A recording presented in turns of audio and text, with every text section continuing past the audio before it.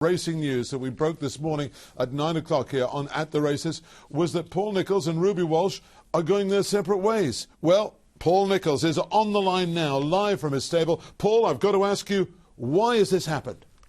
Well, if you read Ruby's comments today in the Examiner and one thing or other, you just see it's more than anything the travelling.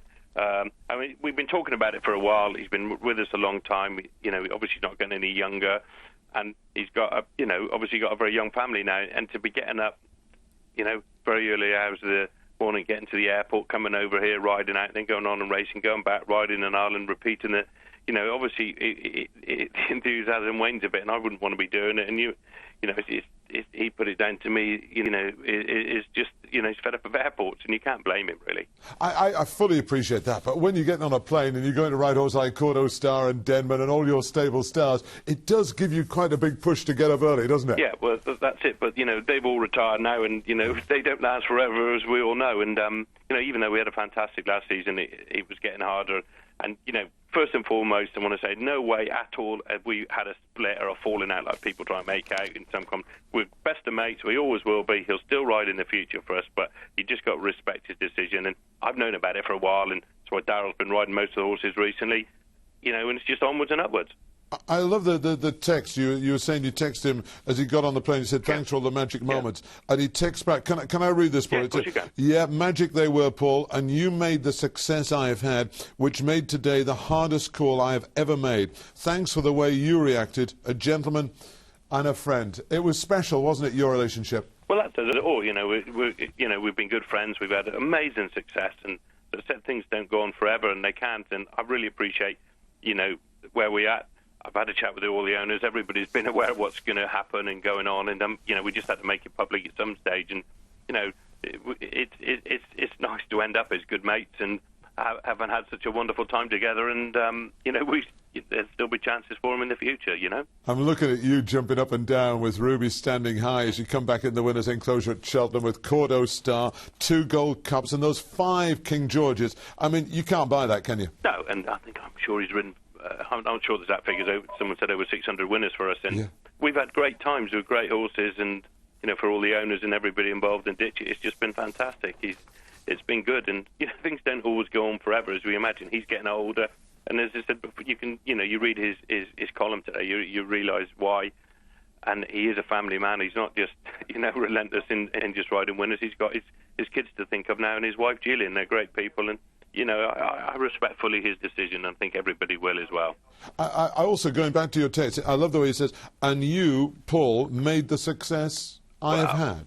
Well, listen, it was part of a big team. It was the horses, Ruby, everybody here. We've had the team and everybody have had a fantastic time, and I'm sure we all will in the future. And it's now a great opportunity for Daryl, who's a good chap as well and been doing very, very well. I mean, when did you say to him? Did you sort of bring him in the office and say, Daryl, what do you think of this job I'm going to offer you? Or, how did it come? I've been teasing him for a week. After he won on Celestial Haley the other day, tongue-in-cheek, he said, I think you ought to promote me now. And I said, you haven't got a chance in hell.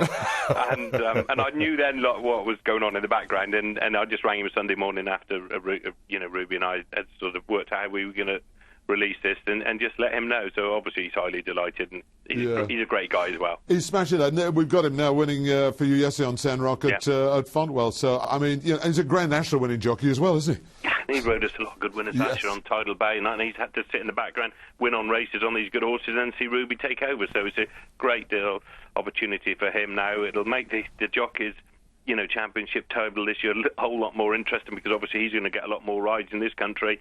He's done very well, and he deserves to be in a good position. We've got a good young team of young jockeys as well behind Nick Schofield, Ryan Marr, Harry Durham, and it's exciting times, and it's great to give those lads a chance, and we're all looking forward with great excitement, really. What are you looking for Daryl J? Because it's all right, great being number 2, but this now is the number 1. It's one of the best jobs in national racing in the world. Well, yeah, I mean, he's looking forward to it, and he comes in here, rides out, knows everybody, knows the team, knows the owners. I've got no doubt whatsoever he's well up to the job, and as is everybody, and all the owners have got a lot of confidence in him. We're just all looking forward to getting on with it. He's already had a great start. He's ridden 11 winners this season. We've been going well, and as I said earlier, onwards and upwards for everybody. Yeah, that's supposed to be like David Moyes going taking over from Sir Alex. A hard seat to fill, but of course he's got all the right credentials.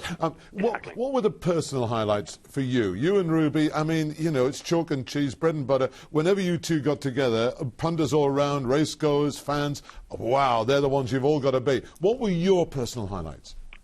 Well, listen, it all started off with a handshake when we were both strangers and when we met walking around Leopardstown one day. He'd been a pal of Paul Barber's family for years, and it just sort of went on. We never probably dreamt it would be as good as it's been, and we were lucky those good horses came along.